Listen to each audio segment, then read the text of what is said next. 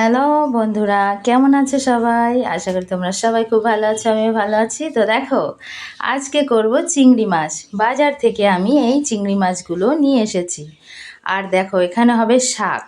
এখানে না 2-3 রকমের শাক মেলানো, মিক্স করা আছে। এটা অবশ্য কেনা শাক না, এটা আমাদের বাড়ির সাইডে হয়েছে, সেখান থেকে আনা।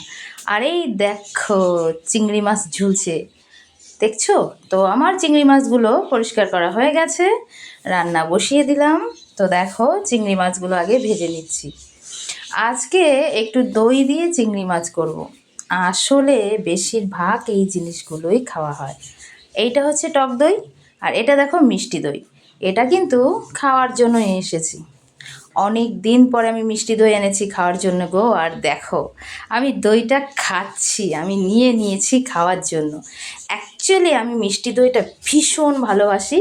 মিষ্টি দই, আইসক্রিম আর চকলেট এত খেতাম না, মুটকি হয়ে গেছিলাম, সব ছেড়ে দিয়েছি ধীরে ধীরে। আর এই দেখো, এখানে শাকগুলো ধুয়ে নিয়েছি, আর এখানে ভাত হচ্ছে। আর এই শাকগুলো রান্না করব, আর চিংড়ি মাছ করব। তো দেখো, আমার শাকটা প্রায় রান্না কমপ্লিট হয়ে গেছে বন্ধুরা। এবার দেখো, শাকটা আমি তুলে নিয়েছি, আর এবার আমি করব চিংড়ি মাছ। আসলে বন্ধুরা, আজকে বাজারে যখন গিয়েছিলাম তখন এই মাছগুলো না পেয়ে গেছে। আর কোনো মাছ ভালো লাগছিল না, রুই কাতলা, তাছাড়া গরমের সময় এখন ভালো মাছ পাওয়া যায় না। তো দেখো, এদিকে আমার মশলাটা প্রায় কমপ্লিট হয়ে গেছে বন্ধুরা। আচ্ছা, তোমরা একটু বলবে তো চিংড়ি মাছের মালাইকারিটা কেমন লাগে তোমাদেরকে? আর দেখো, এখানে কিন্তু আমি দইটা ফেটিয়ে নিচ্ছিলাম একটা বাটিতে। আমার কিন্তু ভালোই লাগে, অ্যাকচুয়ালি আমার যা ভালো লাগে সেটাই আমি বেশিরভাগ রান্না করি। তো দেখো, এখানে মশলাটা কমপ্লিট হয়ে গেছে, আমি দইটা এর ভিতরে দিয়ে দিলাম, আর দিয়ে একটু নাড়াচাড়া করে নিচ্ছি। আমিও জানি তোমরা খুব সুন্দর সুন্দর রান্না করো, বাট আমি যেমনভাবেই রান্না করি মোটামুটি টেস্টি হয়, খেতে ভালো লাগে। বাট আমি কিন্তু খুব পাকা রাঁধুনি তা কিন্তু না।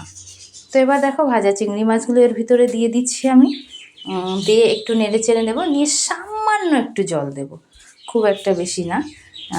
তো যাই হোক, আজকে আমার বাচ্চারা খুব মজা করে খাবে।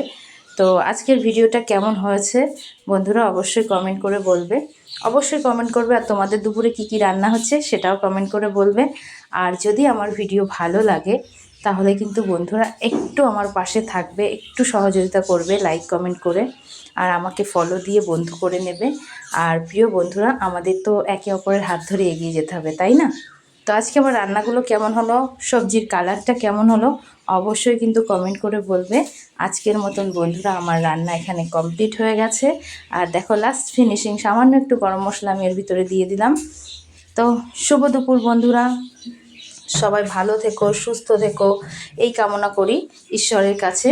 তো আজকের মতো টাটা, ভালো থেকো সবাই, শুভ দুপুর।